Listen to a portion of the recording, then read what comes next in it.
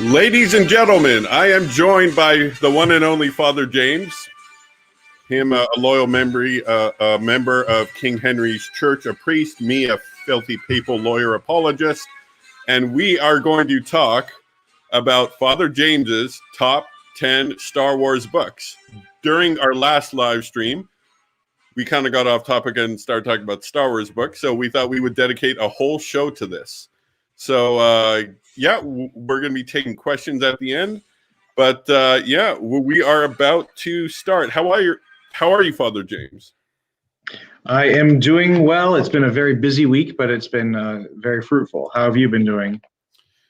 Well, yeah, again, it has been a busy week doing some pro-life work. Good. Up here in Canada. And good. Yeah, no, I just finished a book written by a former Janissary. That was interesting.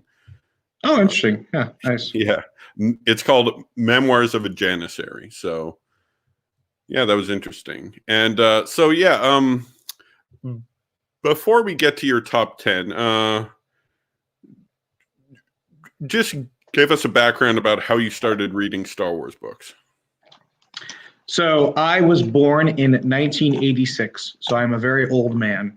And I actually got into Star Wars first. Well, technically first through a VHS that my family had. And I was probably about 7 or 8 at this time, I want to say. But it was a VHS, not of Star Wars, but of the making of A New Hope. And I was just very fascinated by it. And I hadn't seen the movie yet. Maybe I had seen it all the way through at like 4 years old or something like that, A New Hope. But I didn't like have a collective understanding and remembrance of how the movie went. Yeah. So in second grade is when I started becoming an avid reader. Which I account for the fact that I became an avid reader because I went from public school to Christian school at that point, and they actually taught me how to read. So I've heard interesting things about American public schools, and now with the Common Core, well, yeah, I'm not the biggest fan of American public schools. I did not know how to read in first grade at all. And then I went from not at all basically knowing how to read in first grade to in second grade being the very beginning, I still didn't know how to read. And then by the end of it, I was an incredibly avid reader. And one of the series that got me into my love of reading was Star Wars. And so you'll find some of those Star Wars books on the top 10 here, partially for nostalgic reasons. I wouldn't say they're objectively that great, but they're important to me. So this is in the 90s. I was in second grade in, I think, 1992 or so, something like that. 93, 94, 95. Those were the years I started really getting into reading. And I don't think I started reading Star Wars in second grade, maybe. I'm trying to think. It's very hazy, so don't quote me on exactly how it all worked out. But from second grade to fifth grade, I was reading the children's novels of Star Wars. So like the Young Jedi Knights and all that. There were some other Star Wars books that I read in second grade, but I think they were even a little bit younger than that, like the Junior Jedi Knight series or something. I don't remember exactly, but I started my love of reading of Star Wars in about second or third grade. Okay. But then, sorry. Then I went from there to actually watching the movies. I watched the movies, and then I watched the movies when they came out in like theater before Episode 1 came out, and then it's just been my love of Star Wars has grown from there. Sorry for that, carrying on a little bit. Yeah, and then like you talking about prior to Star Wars Episode 1, are you talking about the ones where George Lucas digitally remastered them? Yes, in fact, I have the not remastered ones, the original ones, VHS Star Wars trilogy, where Han shoots first. And I did see the ones in theater when they came out, the remasters. And as a kid, I loved it because I thought, oh, it's cool seeing Boba Fett in that scene and all that. And it's kind of cool.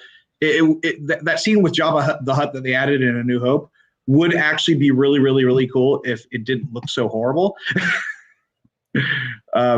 Especially that scene when like Han is like stepping on Jabba's tail. That was so awesome.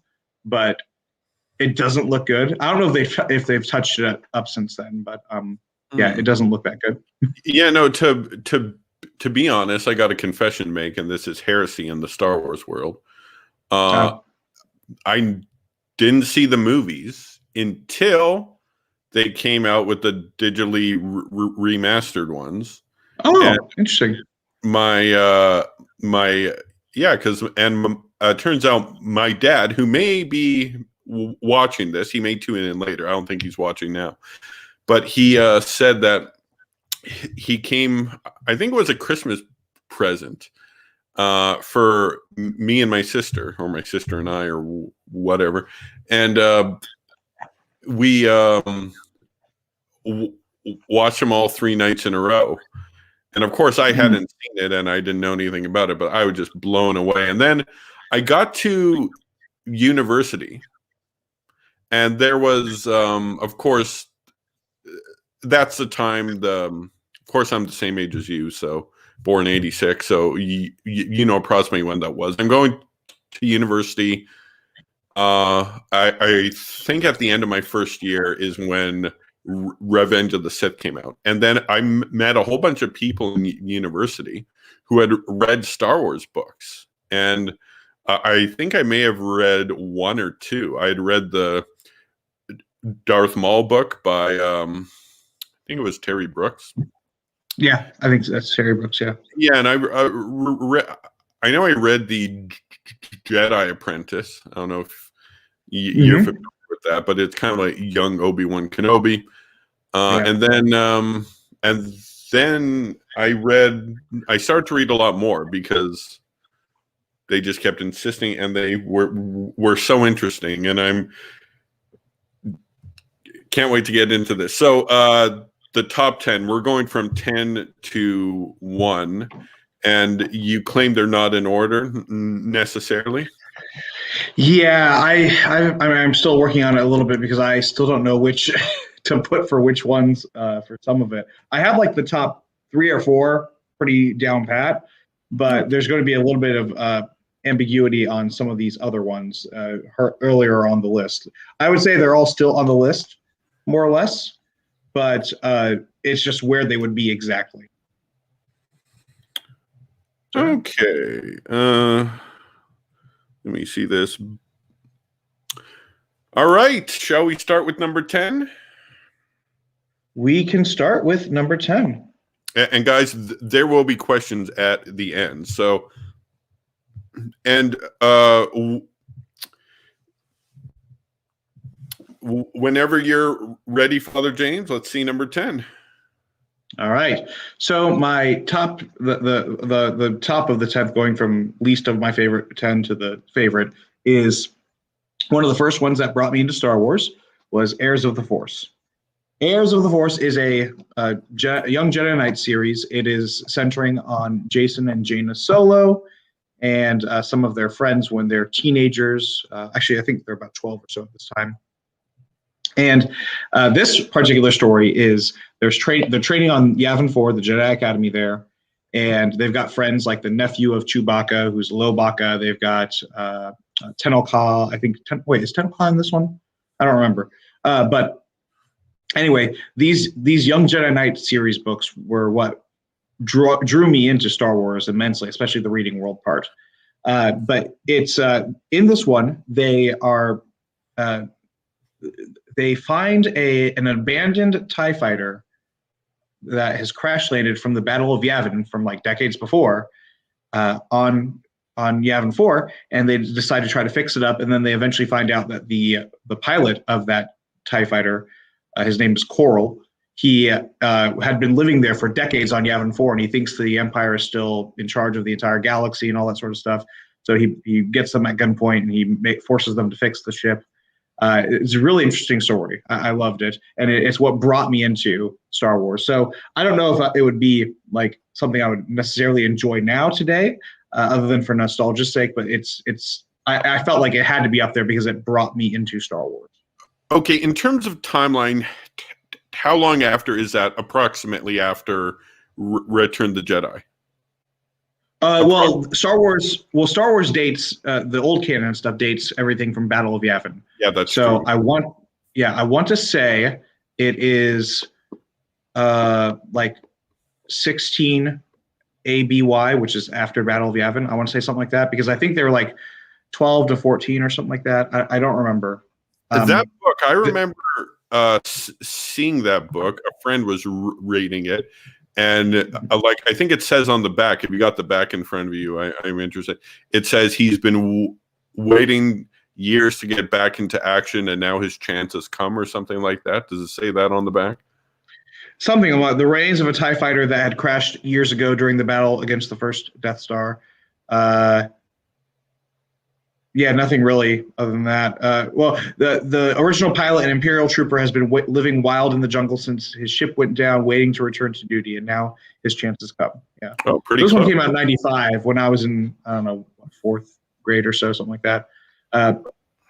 Yeah, this was one of the first books. I had read some other books prior to that. I don't remember which ones exactly, but it was around that time that I really fell in love with Star Wars. Okay, and like, is that book part of a series? Yeah, it's called the Young Jedi Knight series. So this is where you'll have a lot of setup for. Wait, one second. You'll have a lot of setup for characters in the future stories of like the New Jedi Order, Legacy of the Force, especially those two especially. Other characters are going to be used, or other series will have the characters used. You'll see Tenel Ka. She'll be very important to the life of the Solos. You'll see, trying to think of who else is in there. But yeah, just a variety of people. All right. So that's number 10. Let's see number 9.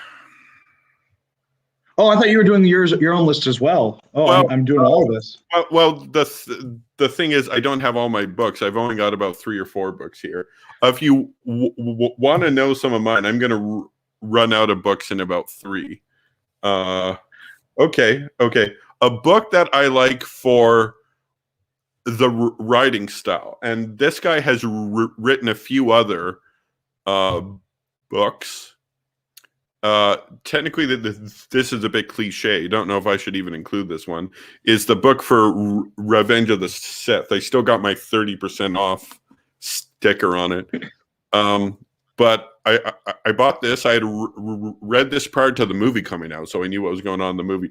But I'm just going to say the writing style is very good writing. It's Matthew Stover. He's written a few other Star Wars books and a bunch of non-Star Wars books, but his writing, it's amazing. In fact, if you go to the last 3 or 4 pages of the book, there's this a section. It starts with, "This is how it feels to be Anakin Skywalker forever," and it's just brilliant writing.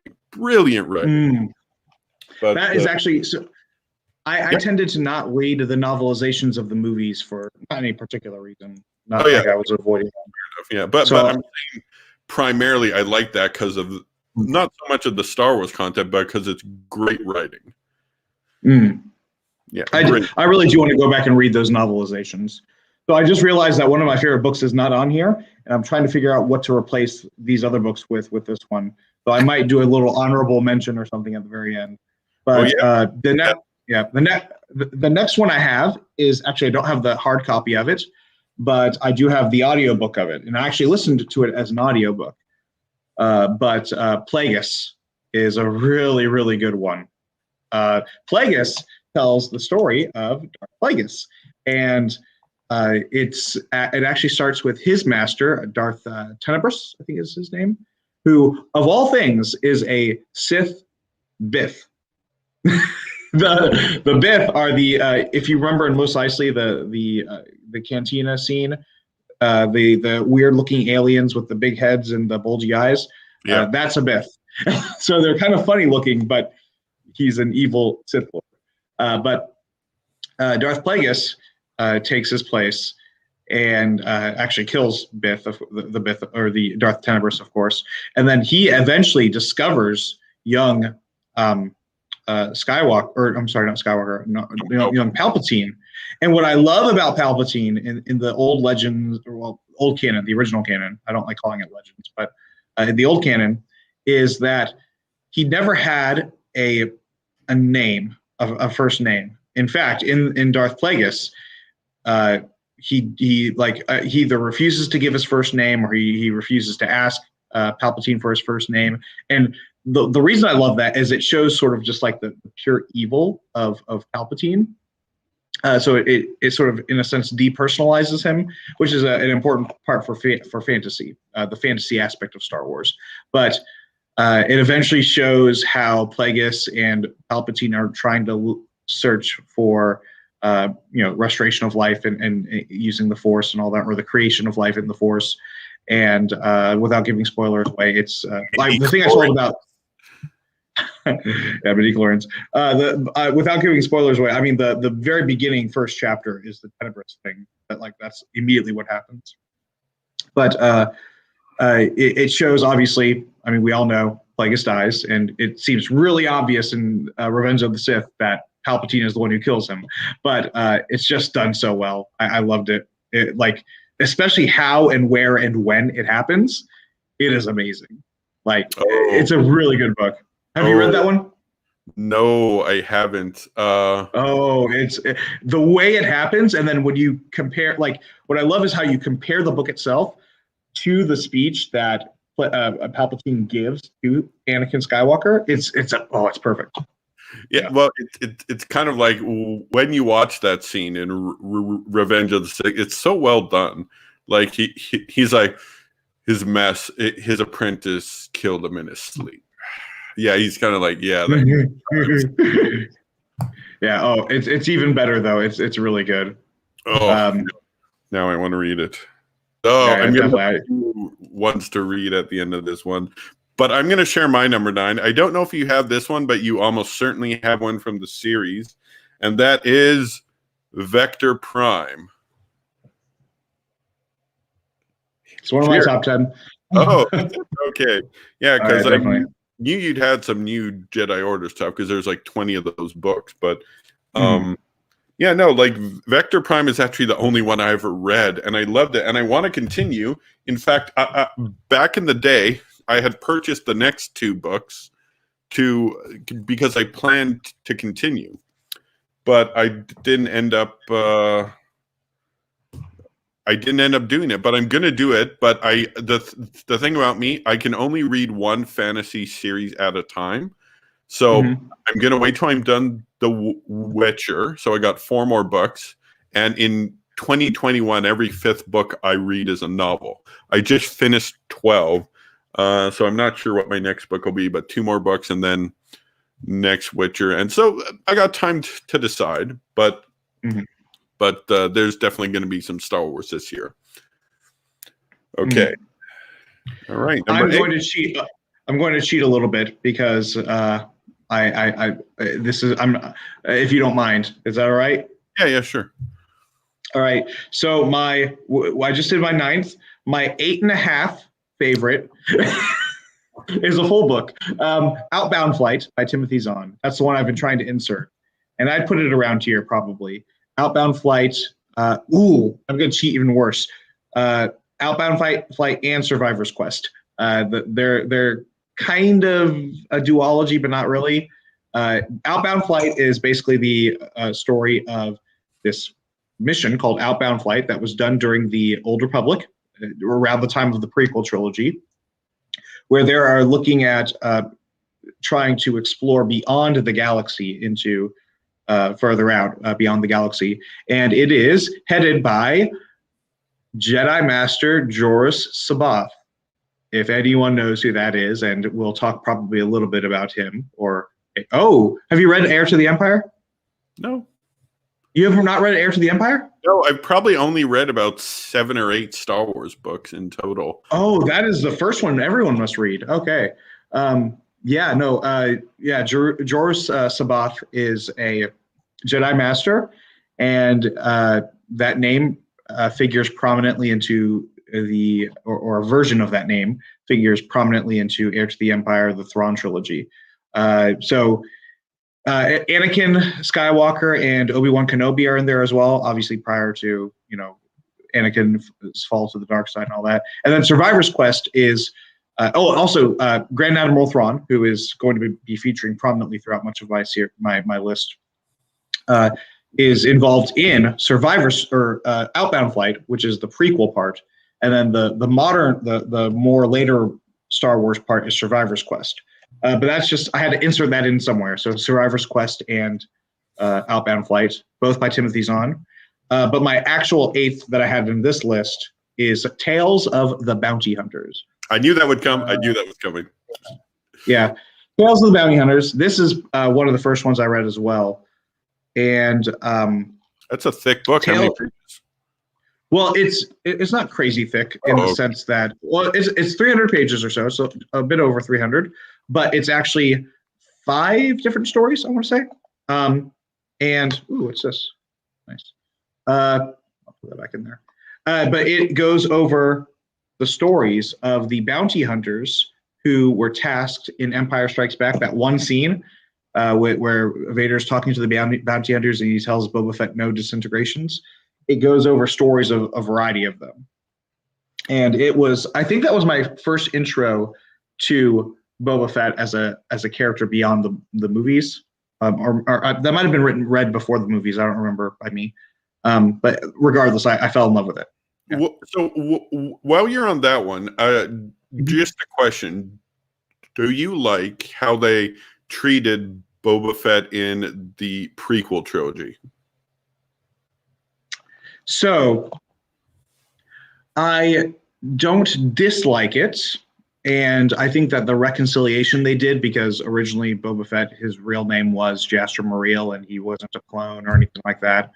I like that tug and pull of like different pulls from different authors trying to make different things and then trying to reconcile it together. So I don't dislike what they did with Boba Fett. I accept it as sort of old school canon because it's the movies. So I accept 2 different canons. I have 2 different canons. I have the old school canon of Star Wars, which they try to reconcile everything all together, and then there's the Disney canon, which is its own thing. Yeah, it's basically a new canon, and it essentially demoted the expanded universe into a bunch of glorified fan fiction, which is very frustrating. But it's still there to read. It's just called Legends. So, all right, I'm going to give. This is the last one I'm going to give because most of mine are at home in my hometown in my old bedroom on my bookshelf there. But one that I'd have to say is my favorite, and I may reread it, and it's got a prequel. It's got the first chapter. You know how books have the first chapter of the next one. The first chapter of the Darth Bane trilogy. And the book is Dark Lord, The Rise of Darth Vader. So this book comes right after Revenge of the Sith.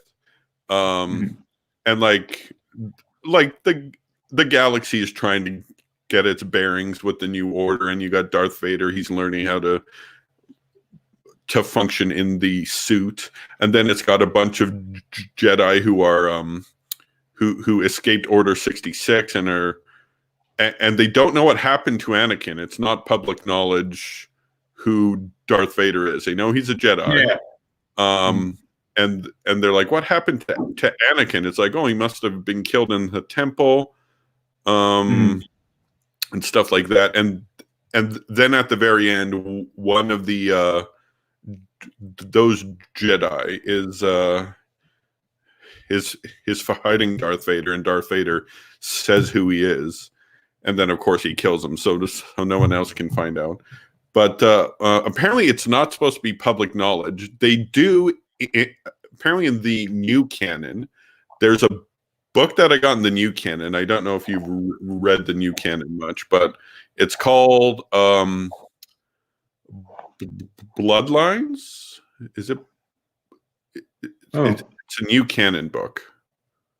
There's one called Bloodlines, and it almost made it onto this list. I love it. It's a really good one, but that's from the old canon. There's a new one I think called Bloodline. So I've only purchased one Disney canon book, and that was it was written by Zahn, Timothy Zahn, and I think the book is just called Thrawn, and I didn't finish it. I'll get into that when I talk about another book related to that, but all of my books are old canon. Not one of them is from the new Disney canon. I've only tried it one book, to be fair, but I didn't hate it, but it just didn't feel right. So yeah. Hold on, I'll find out the name of the book. I think it's called Bloodline, the one I think you're talking about. Yeah. Okay, yeah, because there's a guy named Casterfoe. Okay. And I remember that one. Yeah, and like it comes out publicly. Keep in mind this is in the Disney expanded universe. It comes out publicly that that Anakin was Darth Vader. It's made public there. Mm-hmm. So yeah. So this is my favorite Star Wars book at all. Unfortunately, I can't continue to name mine because they're back in Edmonton. But if Father James happens to mention one, we can. All right. What's number 7? 7 right now. 5, 6, 7. Yep. Is Path of Destruction. And so I will point out that with these, when I have, for instance, Path of Destruction, which is a trilogy, this is the first of the trilogy. I'm pointing to this one. Yeah, I'm pointing to this one specifically because it's the beginning of the trilogy. So I give it sort of preference above the others. That doesn't mean it's necessarily my favorite one out of the 3. I just didn't want to choose 3. Yeah.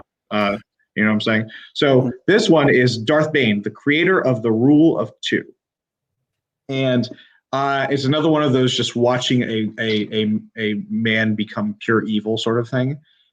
He goes from being the son of basically a slave to being the most powerful Sith, who ends up toppling down the Sith themselves and creating the Rule of 2 because he sees the constant infighting of the Sith.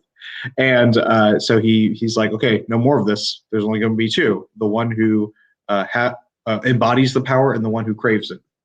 Here it goes. 2 there should be, no more, no less. 1 to embody the power, the other to crave it. I love that. So, so of is that your favorite book of the Darth Bane trilogy? It's been a while. I'd have to remember which ones, what I liked out of each one the best. But I guess, I think maybe, because of the origin story part of it, I would say probably. And minor spoiler here, but is Darth Bane a former Jedi, or did he go straight to Sith? I'm trying to remember if he actually did have a short part in the Jedi. I think he went straight to Sith. Honestly, I'm trying to remember. It's been a while since I read it. Yeah. Do you know what that reminds me of? The slave that becomes this completely pure evil guy. It reminds me of Baybars, who fought against the Crusaders. Who was the guy who actually finished off. That's what he was. He was like a slave. Then he becomes the Mamluk. I think Mamluk is slave in Arabic. I could be wrong, but basically overthrows the Ayyubids and like completely pure evil, like kills civilians, breaks treaties. He's bound by nothing. He's just completely evil. One of the other things I love about this book is that it sort of has that whole corruption of even the good people. So you've got like Lord Hoth, who's I think it was Lord Hoth, who was quite the corrupt sort of Jedi Knight, and Githani, I think her name is. I can't remember. She ends up betraying the Jedi to join the Sith. And the more I'm remembering it, I'm pretty sure that Darth Bane just immediately goes into the Sith. I'm almost positive he doesn't become a Jedi ever. Yeah, so same as Palpatine then, right? Straight to straight to Sith. Yeah, it's interesting because there's a lot of like a lot of Sith that are former Jedi, like Count Dooku, Anakin, and more others like Revan. I don't know if his name will come up today, but maybe. Revan, his stuff. His stuff is obviously the games. and They made a novel of him. they did. I don't think I read it, unfortunately. I love a lot of the old Republic stuff, but most of that I've read is as comics or as video games or things like that. There are not that many books of the old Republic stuff, like pre-Bane, you know? Like Exar Kun. Exar Kun, Nagasato, who else is there? Mark Aragnos, all of them, yeah. Ajunta Paul, remember Ajunta Paul? Ajunta Paul, the Sunriders, yeah, all of them, yeah.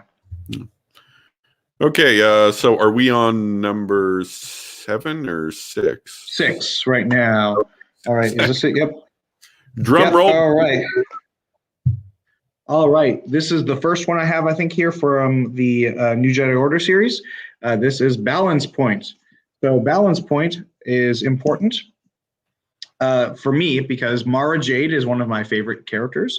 She is the person who we'll learn more about later on in the series, or in this list, but she ends up marrying Luke Skywalker, and she's first known to the fans as the one who tried to kill Skywalker, who was tasked by Emperor Palpatine to kill Skywalker, who hated Skywalker, and then they end up getting married. So I love that. But in Balance Point, this one is part of what cemented my absolute love for the old canon Star Wars, because I'm pretty sure it's in Balance. But Balance Point is where Mara Jade finds out she's pregnant with Ben Scott, who's going to be named Ben Skywalker. But she finds out she's pregnant. She had been sick leading up to this from some mysterious illness, which you later find out the Yuuzhan Vong were the ones who were getting her sick and everything. And she finds out she's pregnant, and so she briefly contemplates, without saying abortion, she briefly contemplates an abortion. But like just as a sort, but like she immediately shuts down that idea, and she refuses, and she like refers to it as like it would be killing my son, sort of thing. So that's one of the reasons I love it. There's I'm trying to think of what let's see. Oh yeah, good. Well, I'm just saying, just to place this in perspective, there's around 22 or 23 books of the New Jedi Order, and that book is about number 6 or 7. I'm just estimating. I might be off by a couple books. Yeah, I'm trying to remember. It's before Star by Star, which is sort of the climax of the whole series. I can't find a list of it right now. Anyway, so I like it for a lot. Like you've got Savong Law, and he ends up getting. Is this the one where he gets up getting hurt by Jason? I'm trying to remember. Let me see something. Yeah, he ends up getting hurt, and he has to get his foot replaced. And like the Yuuzhan Vong, they eschew. They absolutely hate, abhor what they call dead technology. So technology that's not bioformed. So metal and droids, things like that. They absolutely actually consider droids to be the epitome of evil, because they consider them blasphemous. In fact, what's really interesting is this series, the whole New Jedi Order series, came out like I think 1998 or so. Yeah, with Vector Prime. Yeah. And in that series, it's basically sort of like the Yuuzhan Vong are committing jihad against the entire galaxy, and then 9/11 happens. So it was just really interesting seeing that sort of dynamic happen. Well, it's kind of like if you see the Dune novels, like the first Dune, it's got a lot of Islamic language, including jihad, and they're like, there's a jihad coming. Yet when you look at the trailer, you can go, like anyone can do this. The new Dune movie that was pushed back a year. If you go to the trailer and they don't say there's a jihad coming, they say there's a crusade coming, and I'm like, wow. Don't offend the Muslims, but you can offend us, sure. Yeah, you could throw our history under the bus, but theirs is all kosher. All right, number 5. All right, now Vector Prime. Vector Prime is the first in the New Jedi Order series, and I absolutely love this book. This is where we start getting to a sort of like set of like these are my top 5. So this is my top 5 are more or less set. All right. Vector Prime. You've read this one, right? Yes, I have. Okay. So Vector Prime.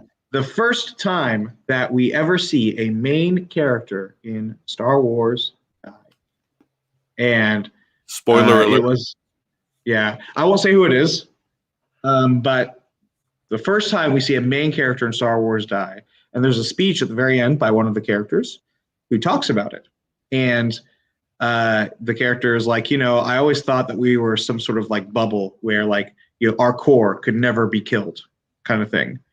And I love how it's kind of a nod to the audience saying like, hey, expect in this series people that you love to die, kind of thing.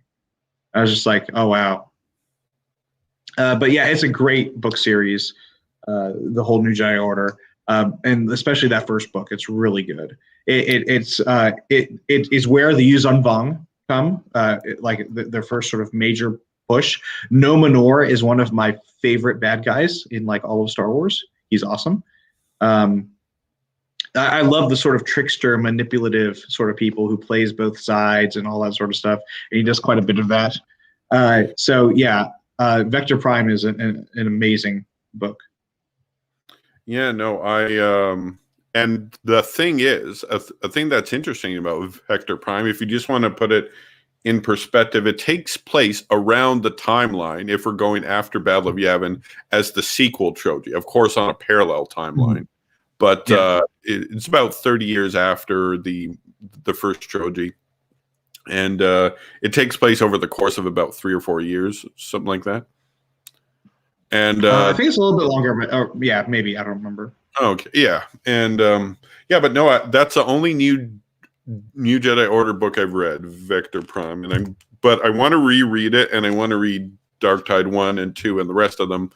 But like I said, I'm on another series now, so. Are you wanting to read the whole New Jedi Order series, or do you want to just read like the important ones? I can set up a list for that later. Yeah, no, that's true. 'Cause there's about half a dozen important ones, and then there's ones that are kind of small things in between. I want to read it all. Yeah. Okay, that's cool. Yeah, because they're not. Yeah, they're not long books. They're like between 200 and 400 pages each. Like I know some are longer. It depends. I think Star by Star is about 600 pages or something. Next one. Yep. Star by Star. That's my next one. All right. Number 4 is Star by Star. Yes. Now, Star by Star is the climax of the New Jedi Order book series. And this one, I'm hearing an echo now. Do you have the volume on or something? Speaker on? I don't remember. Or I don't hear. Oh, well, anyway. So the price tag book thingy is on here still.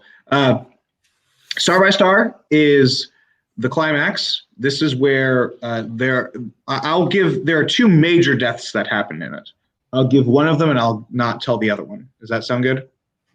Okay. Is that all right? Yeah. Well, let me think. No, I know one of them. I know one of them. All right. Is the character a good character or is the character a not good character? He's a good. Okay. Yeah, so you know that one. I was going to name the other one. The 2 characters who die, I'm still hearing the echo. Do you have headphones on? Sorry. No. It's odd. I don't know why I'm hearing an echo. Do you want me to put headphones on? No, it's fine. Okay. I don't hear it anymore. Anyway, 2 characters die. Coruscant is taken over, completely taken over by the Yuuzhan Vong, which is obviously the center of the galaxy. And one character dies, risks this character's life in order to save others. Another character dies. I don't want to give too much information, but that one goes out with a bang too. And it's really interesting because this is a character that most people who read the series don't like. But it's really interesting how this character died. It's a lot of, one of the things I love about Star Wars is the politics behind it, especially in like the new the New Jedi Order series and prior to that, because you have the New Republic that falls, and then you have the Galactic Alliance, I think it's called, after that, which is an alliance of like the Imperial Remnant and the Chiss ascendancy and the that I can't remember the other one, the Hapes cluster, and the New Republic remnants and all that sort of stuff. So it's like a sort of like confederation of a bunch of groups. But anyway, yeah, Star by Star is amazing. I don't want to get spoilers, but it's a really good book series. Now, now in terms of timeline, is Star by Star, it's not the last book. You said it's the climax, but it's not the last book of the New Jet. It's like third or fourth from the end. Let me see. Star by Star is. Oh wait, that makes sense. It wouldn't have the ones after this. Let me look at. I don't know, but it's after Balance Point. It's the next major one after Balance Point, I would say, because you have Edge of Victory 1 and 2. But yeah, there are a few other books prior to it at the end. Let me look at this one. I don't want to put dead air on, but this one should have it. Oh, except unless it doesn't have a list. Why doesn't it have a list?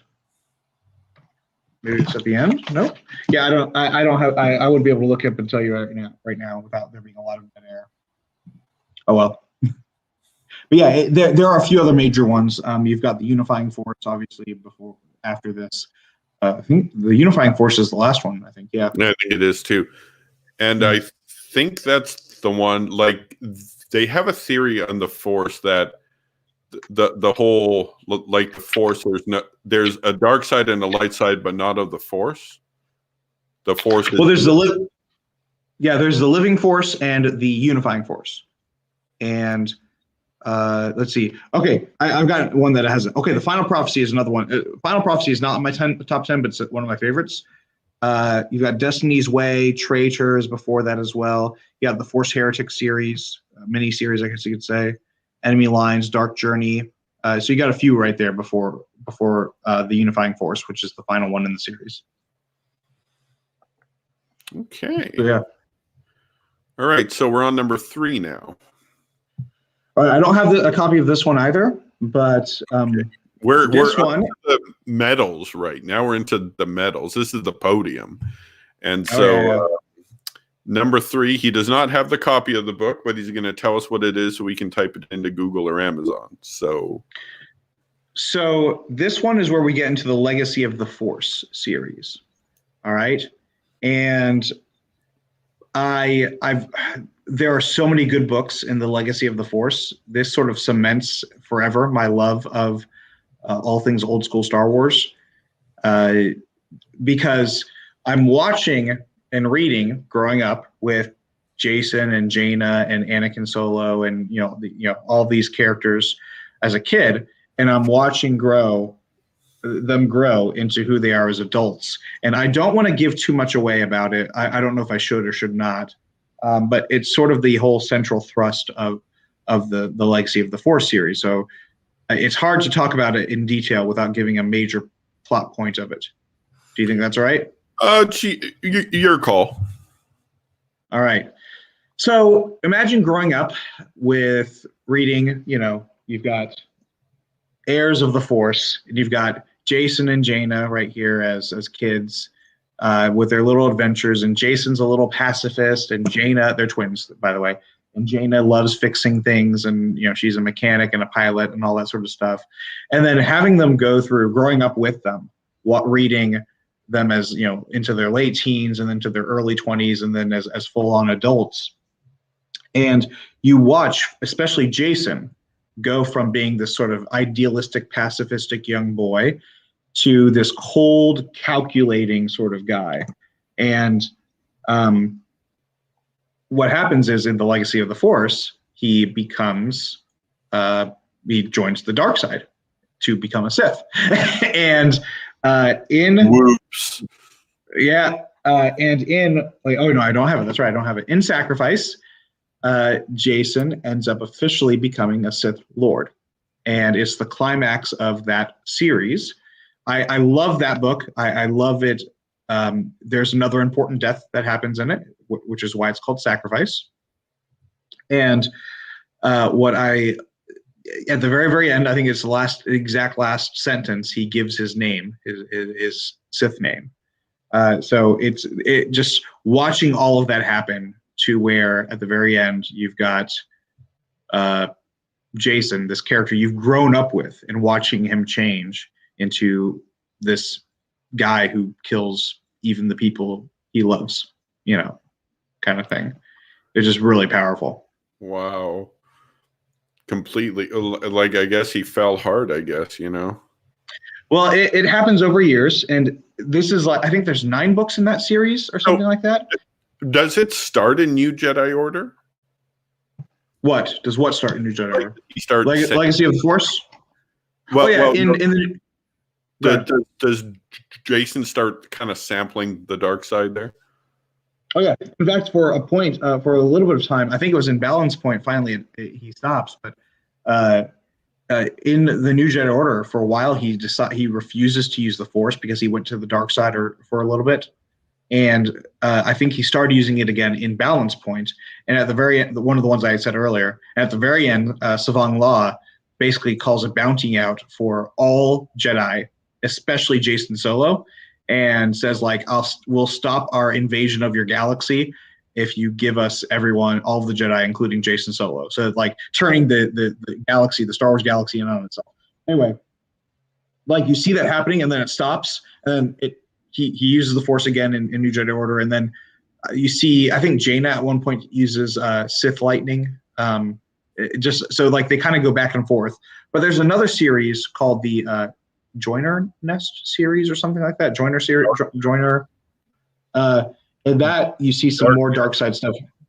Yeah. Darkness. There you go. That's the one. Yeah. So now we have the runner-up, the silver medal of Father James's Star Wars collection, and he will reveal it now. Betrayal. So this is the one that starts off the Legacy of the Force series, and this is the one where I saw the word. It said betrayal right there. I saw the word betrayal. I saw Jacen with a mean look on his face, with his lightsaber up and all that sort of stuff. I was still taken aback when I saw him start going hardcore into the dark side in this one, and because I refused to believe it. I was like, one of the characters I loved had died in the New Jedi Order series. So I switched from liking... Wait, pause. Is this the same person who dies in Star by Star? Mm-hmm. Okay. Yeah. He was my favorite of those characters.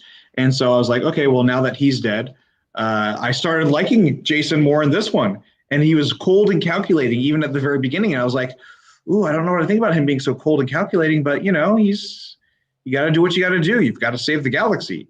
And then just watching him go dark, deeper and deeper and deeper, and actually sort of forming a triumvirate with, I can't remember their names, but some of the military leader, Silgal, I think is her name, the Mon Calamari admiral, who takes the place of Admiral Akbar, who's another favorite of mine. And then I think it was Cal Omis. I don't remember. I think it was Cal Omis. They sort of form a triumvirate within the Galactic Alliance, and that series is amazing. And I would also add as a mention, what is the last one in that series? Invincible, I think it's called, where Jaina and Jacen have to face each other. Where Jaina, because her brother is now a Sith Lord. It's just, it's so powerful. I love it. That's got to be awkward. There's some Star Wars, if they're known for anything, it's bad family dynamics, right? Yeah. All right. Oh, yeah. Here's the big kahuna. Well, let me give a few honorable mentions. Real quick. Yeah. That was part of my questions for you. I got a set of questions to ask you after. I'm like, are there any honorable mentions? So let's get to this one now. Okay.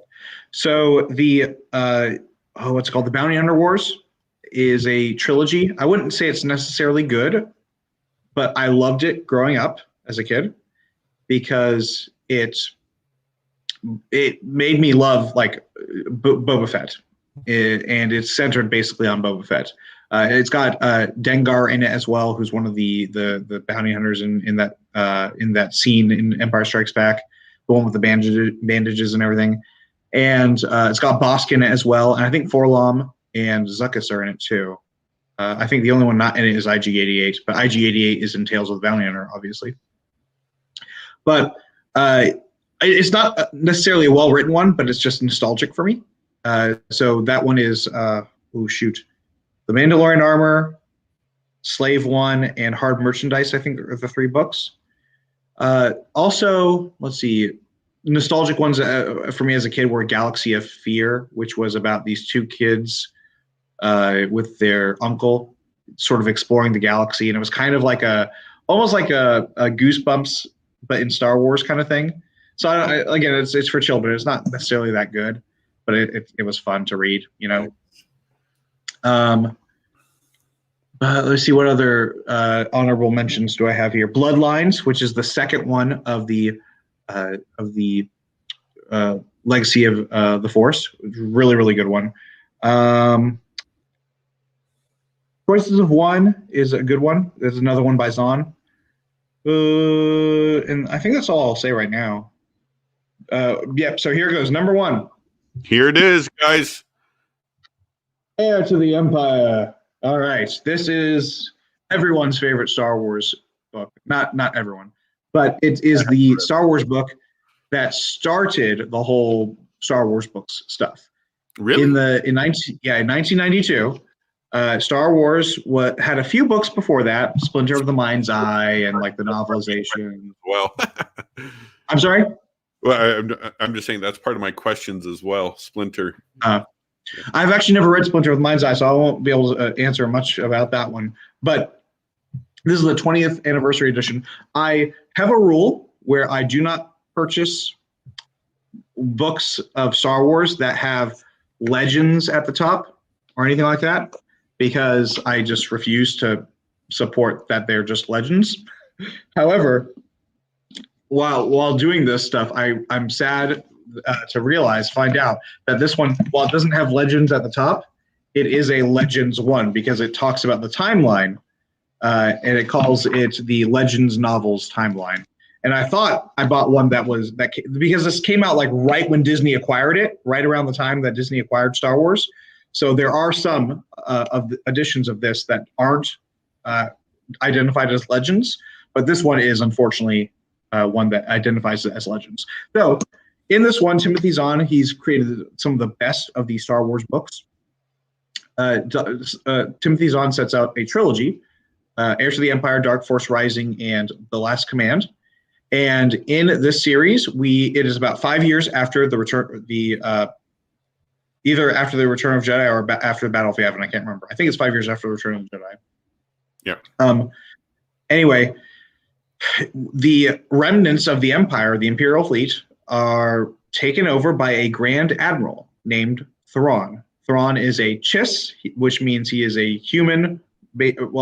He's a humanoid. He basically looks human, except for he has blue skin and red eyes. So what I love about Thrawn, he is my favorite bad guy in Star Wars, is that think of Thrawn sort of like the deductive power of Sherlock Holmes, but as a brilliant military strategist kind of guy, and evil. Like he's more of the noble evil kind of guy. What I really love about Thrawn in the old series, in the original series, is that you never got into Thrawn's head. Whenever, even in the third voice, like you'll have the perspective from the person who the story is focusing on, but it was never like that with Thrawn. It was always, so just like in Sherlock Holmes, it's always from the perspective of Watson. Grand Admiral Thrawn had an assistant named Pellaeon, who was, he ends up becoming a Grand Admiral himself. I'm trying to remember, I think he was just a commander at the point or something, I don't remember. But Gilad Pellaeon, and you always are watching their discussions from Pellaeon's perspective. And Thrawn is just constantly like outstepping and outmaneuvering the New Republic, and he sort of single-handedly almost brings down the New Republic within like 5 years, and with this, what happens is Luke Skywalker ends up finding an old, apparently Jedi Master named Jorus Sabath, and he's trying to learn more about the Force from him because the Force ghost of Obi-Wan is no longer with him. He moves on, basically. And you find out that there are these creatures called Isilamari who can block Force powers. And you find out like just all these sorts of different things, and they sort of move these puzzle pieces together into what Thrawn does to try to take over the galaxy again. And he almost succeeds. Just like Thrawn has become a favorite of Star Wars fans.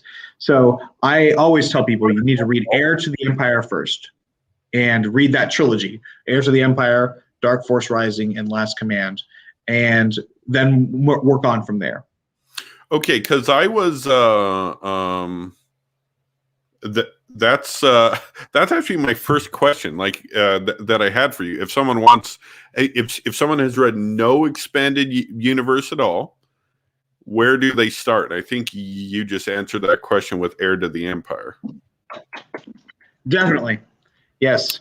Heir to the Empire, and then it would depend on some things. I would say it depends on what their interests are, what they like best about Star Wars.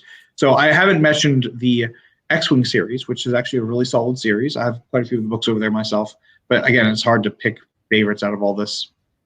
Mm-hmm. But the X-Wing series is quite good. There's the Jedi Academy series. There is the things like Black Fleet Crisis, New Rebellion, all that sort of Jedi. I'm sorry? Do you ever read the Jedi Apprentice books? Yes. The old prequel ones? Yeah, like prequel, like young Obi-Wan. Yeah, I did. I read those as a kid too. Mm-hmm. Yeah. I think I was in 6th grade when I read those though. But yeah. Yeah, I was. Yeah.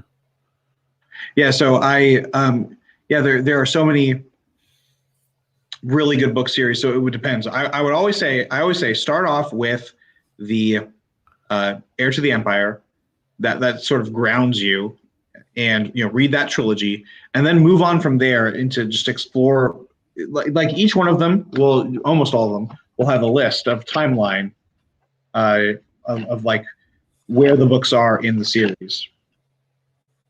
So actually, I have Dawn of the Jedi. That one I need to read because I've not read it yet, but I do have Dawn of the Jedi, which takes place almost 26,000 years before Star Wars: A New Hope. But yeah, you'll see timelines, and it'll have all the books on there, or all the books in print at that time on there. I think, if not all, most of them. So yeah, I would highly. Yeah, and then just explore what you like. See, okay, I like Mara Jade a lot because this is where the Timothy Zahn series is where Mara Jade is introduced.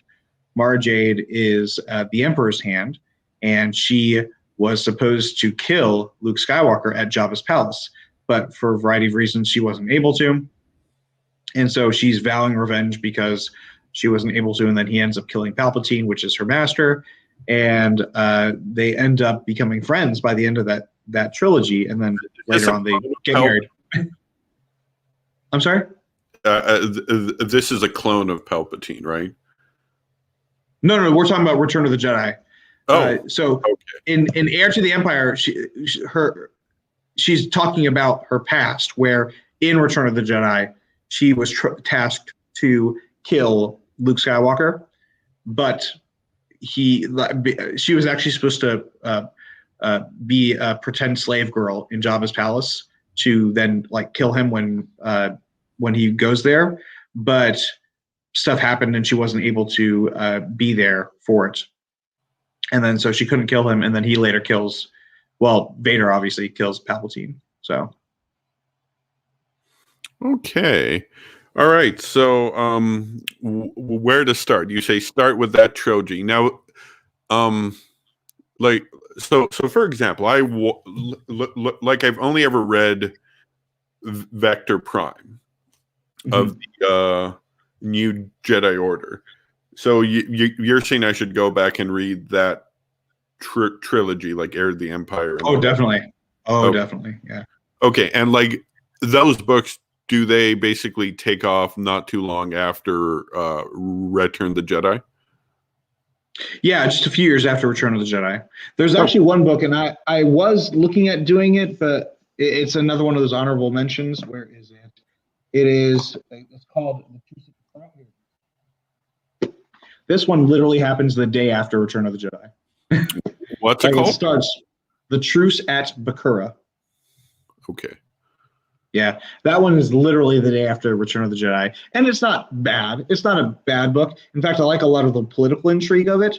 It just there's an alien species called the Searook, and they're interesting and odd, but I felt like they could have done better with it and maybe had it separate from this book.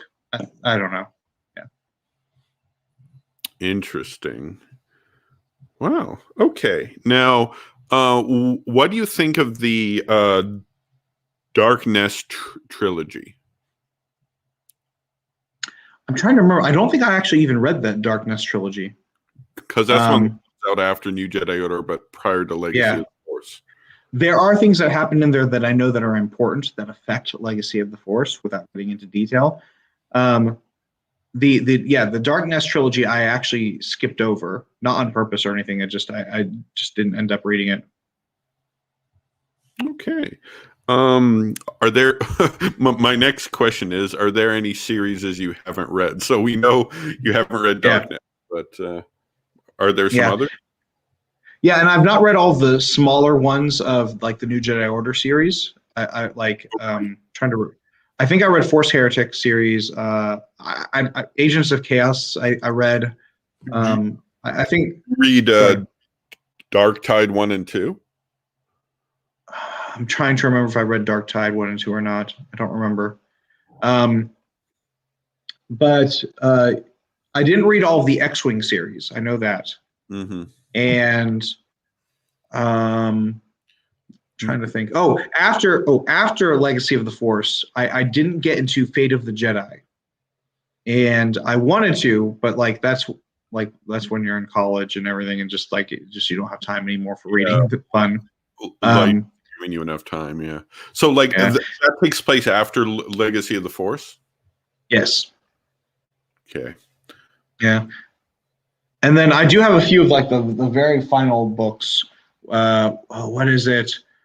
Scoundrels is one of the last books that comes out, and then there's another one I can't remember what it's called. But they're the final book that came out before Star Wars was acquired by Disney. I think I have that one on audio as well. I have quite a few of my Star Wars books on Audible. All right. Now, very important question. If you had to pick between New Jedi Order and Legacy of the Force, which do you pick? And you can only pick one. Pick for what, though? What's a better series? Oh, a better series. I would say, Legacy of the Force, I would say, is a better series because it was intentional. So the New Jedi Order, the New Jedi Order, I think it's a little bit of a political stuff into it. I think as a response to 9/11. And it's not horrible. It's still a really good series. But the Legacy of the Force, I felt, was a better series in all because it tells a really good story about the fall of a character that people grew up loving. Wow. And how many? There's about 23 or 24 books in New Jedi Order if you include everything. How many are there in Legacy? 9. 9. Okay. Yeah. Wow. There are quite a few in New Jedi Order. I don't think there's 23 or 24. I know there's about a dozen at least. I know that. Oh, at least 20. Is it at least 20? Yeah, if you include all of them. I think there's half a dozen major ones, but then there's small ones in between. I've got 19 here, so yeah, about 20. Yeah, sure. Yeah. There might be more after that. I'm trying to remember. I've read a lot of these books, but I've not read all of them. Okay.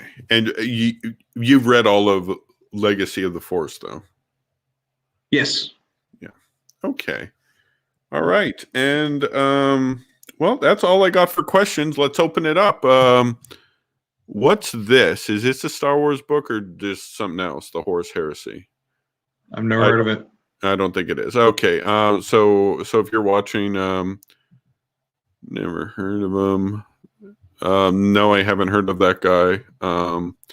Witcher is worth postponing Star Wars for. Well, like I'm not going to compare series. There's a lot of books I love, but like right now, like I don't want to have to be swapping mindsets, especially because in the Witcher there's a lot of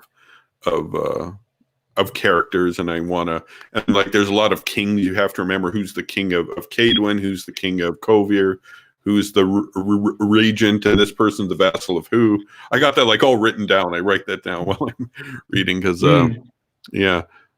Okay. How do you feel about negative fan reactions to the most recent films? Do they have a point, or was it an overreaction? This question is coming from someone who has never seen the new films. All right. So I think The Force Awakens is a bit of fan service. And I loved Rogue One. And as you know, I like Han Solo, the Solo story. And The Last Jedi, I dislike. I would not hate it. I don't hate any of the even the Disney Star Wars stuff. There's not really much of the movies or stuff that I hate. Here, there's hate here. So, the problem I have with New Jedi or The Last Jedi is that they missed a great opportunity where instead of Rey being more or less a Mary Sue who does everything for everybody, and like Poe and Finn and everyone else is just tagging along, what they could have done is have her turn to the dark side at the very end. And that would have been a very compelling story. Like they would never do that, but yeah. And then you have to have Poe and Finn now take the lead and try to bring her back to the light side. And that would have been so interesting for the final part of the trilogy. Yeah, that would have. Yeah. So the Rise of Skywalker is like sort of just the best that they're trying to, like Abrams is trying to do with massive damage control. That's what that thing was. Because he started it out, and then Rian Johnson in a completely different direction. He turned Rey into a nobody. It's like, oh, actually, your grandparents are someone big. And the Knights of Ren, you got to figure out who they were. Of course, I don't think Rian Johnson had any plan for the Knights of Ren, but no. Yeah, the Knights of Ren. Okay. All right. Here's an interesting question. Alan Rule, what do you think about the influence of Joseph Campbell's hero's journey on the Star Wars series as admitted by George Lucas? Like I've heard about this before, but I couldn't tell you a lot about it. Does Father James want to say anything? Yeah, I'm unfortunately not crazy familiar with Campbell. So I know broadly the hero's journey on Star Wars, or the hero's journey itself. I mean, I see it there, but we do have a lot of archetypes that happen with fantasy, especially. The distinction I make is that like Star Wars is not a science fiction, strictly speaking, series. Star Wars is a fantasy fiction in a sci-fi world because it takes the fantasy tropes and it places them into a science fiction sort of overworld. So. Jar Jar Binks is the greatest Star Wars character of all time. Changed my mind. We're not going to try to change your mind on this, Jared. If you believe that, you can believe what you want. But a question for Father James based on this: if you had to pick, I think I know who you're going to pick, but who is your favorite Star Wars character of all time, expanded universe included? I think I know who you're going to pick. Boba Fett. Yep. Yeah. Boba Fett is my favorite. Yeah. Yeah. I don't think I've ever thought of who's my favorite. I don't know. I guess I'm going to have to be cliche and say Lando. Tolkien, yeah, okay. It is easily better than Star Wars. But let's not get into it. You're right. Let's not get into it. LFG. Oh man, I think we should do that separate day. Barely. You should check out Jimmy Akin. He discussed a lot of Star Wars and Star Trek themes, among others. I think you'd like it. Do you want to say something there? I guess. I mean, I could check it out. Okay. Is it a book? Wait, what was it? What did he say? No, I think he's got a podcast called Okay. Akin's Mysterious World, and he talked about interesting things. I've heard that endorsed by James White even. Wow. But of course, it's not. He's not talking about theology there. Wasn't one of the Jedi's based on Padre Pio? I haven't heard that. Wasn't one of the Jedi. The plural of Jedi is Jedi.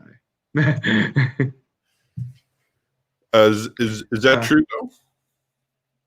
I've never heard that before. I don't know. I can't think. I guess if it's let's see. I'm trying to think of who it would be. Obi-Wan, maybe. I don't know. Old Obi-Wan. Maybe like an old wise guy, but no, I don't think Obi-Wan, especially in his old age, is as aggressive as Padre Pio was. Okay, I guess that's all. So guys, throw more questions if you can. Yeah, like I'm out of questions. So, okay, so I do want to read the New Jedi Order and Legacy of the Force. So, but first, I got to read Heir to the Empire, Heir to the Empire, and that whole trilogy. Like, what's the series that Okay, the book you had is book number 10. What's it called again? Heirs of the Force. It's a sort of young adult or even elementary school level reading. So is that prior to Heir to the Empire? No. The it's I'm trying to remember. In Heir to the Empire, I don't even think the Solos are married yet, or maybe they're married but they don't have kids. I think the kids are actually born in Heir to the Empire, if I recall, or not Heir to the Empire, but the Thrawn trilogy. Yeah, it's Alec Guinness for this question. Yeah. Okay. So start with that trilogy. So it would be perfectly okay if you started with that trilogy, then go to New Jedi Order. And yes. Then go to in terms of, I'm curious, and this may be a spoiler, but are the Yuuzhan Vong finished at the end of New Jedi Order? Like, do they show up in Legacy of the Force? They can. I'm trying to remember exactly. Oh shoot. Yeah, I think they're still there. Yeah, they're still there. There are Yuuzhan Vong who remain in the galaxy. Yeah. Okay. Yeah. In fact, I know that there's a lot of because of the takeover of Coruscant. What they ended up doing was they started sort of tearing away all the technology in Coruscant and like trying to refurbish it back into a sort of natural planet. So like there's a mixture of Yuuzhan Vong and metal, basically. Oh, so Coruscant it's no longer the capital, is it? It still is the capital. Unless I'm forgetting, but it gets taken back over again because it was taken over by the Yuuzhan Vong in the Star by Star. But then eventually the Galactic Alliance ends up taking back the galaxy. So okay, so but in terms of major plots, at the end of New Jedi Order, Yuuzhan Vong are essentially finished. Yeah, there's not anything major that sort of happens with them.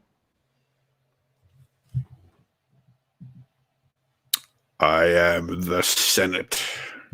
Mm-hmm. I do got to admit, in terms of favorite characters in the prequels, I love Mace Windu. just because Sam Jackson, like Sam Jackson was a Jedi. That was just. There's this one thing on YouTube where perhaps you've seen this, where it's got Sam Jackson and those other Jedi coming in, and it's got the Master Windu. It's like, and he's like, "You're under arrest, Chancellor." He's like, "Are you threatening me, Master Jedi?" And then all of a sudden, it shows a bullet goes through his head, and then they take his line from Pulp Fiction. "Oh, I'm sorry. Did I break your concentration?" Nice. Oh man, that's probably one of my favorite YouTube. It's so easy to find too.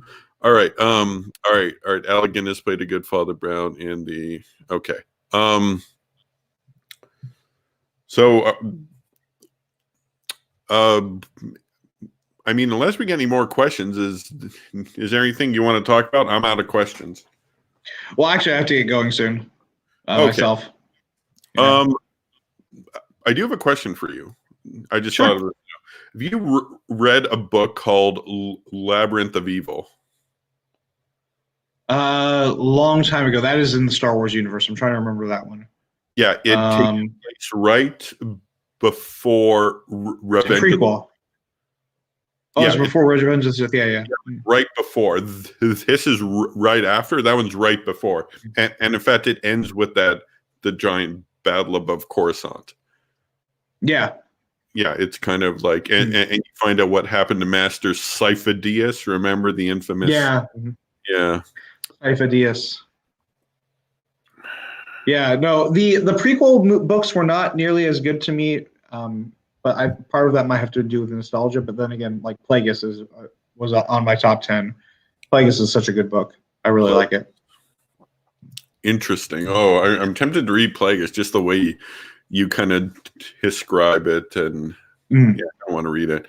And so my goal this year was to read, because normally my ratio of books, nonfiction, because I run an apologetics website and now a YouTube channel, it's 10 to 20 to 1 in terms of nonfiction to fiction. I did this thing this year that I have to read every 5th book a novel. Technically, I could read more if I want, but I've been following the 5th book thing. But as soon as I'm done The Witcher, I'm looking for the next group of books to read. I have considered reading. I've got the first book. I'm just trying to find it. Hold on, I'll be back in a second.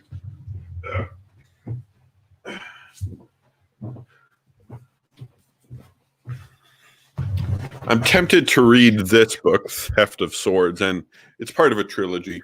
I don't know if you've read it, but so that is something I'm tempted to read. But yeah, I still got a bit of time. I got to finish the Witcher books. I'm half done. There's 8. I've read 4. And yeah, so I got 2 nonfiction ones coming up. But yeah, I normally read pretty quick, and of course there's other stuff I got to do in life. And I mentioned you mentioned your favorite Star Wars game was Rogue Leader 2, right? Do you still stand by that? My favorite video game, you said? Yeah. Rogue Squadron 2, Rogue Leader, yes. Yeah. Okay, yeah. And my friend used to play the one. I think that's the first game where it mattered what time of day you played the game, because if you play at night, it's dark. If you play during the day, it's light. And some things it's a lot better to play at night and stuff like light that. And all that, yeah. There was a particular mission on it where you're stealing the shuttle that they use in Return of the Jedi. And if you do it during night, I think it's easier. But if you do it during the day, then you've got to deal with other stuff or whatever. Yeah. Yeah. Because I only ever watched my friend play that one. I played the first one to death, and the first one was good. And the third game you said was not as good, or it's not as good.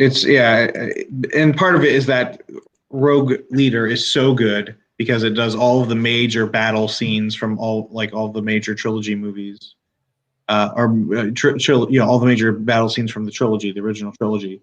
That's like, okay, what else can we do now? That was the problem with it. Okay. All right. Yeah. Well, if you mentioned you had to go, if you want to say anything or just wrap it up. Well, be sure to watch my debate with Original Wing podcast or productions or whatever it's called with John Fisher 2.0. That's what it used to be called, at least. Yeah. And it's going to be, it's going to be moderated by Al Rule. Yes. Yes. No, I've not ever moderated a debate before. I've not ever been in a debate before either. I mean, I suppose one day we'll have to debate and get John to moderate. I think you've explained this before, but I can't remember. Who's the gentleman behind the painting? Is it this one or is it that one? Because that one is the icon of St. Ignatius of Antioch. That one is Archbishop William Laud, who was martyred for the faith by Presbyterians. Okay. Well, not necessarily by Presbyterians, but by Puritans. Okay, I take it this was that was under Cromwell, right? I'm trying to remember. It's I think it's a little bit before Cromwell, but it's what leads up to sort of the whole English King Civil War. Charles losing his head. But all right, so he's a canonized saint for us. Oh, okay. Yeah. All right, so we will end this here. God bless. Thank you, everyone. Thank you, Father James, for coming. And it's always fun to talk about Star Wars. All right. Well, peace. Thank you very much for having me. You're welcome.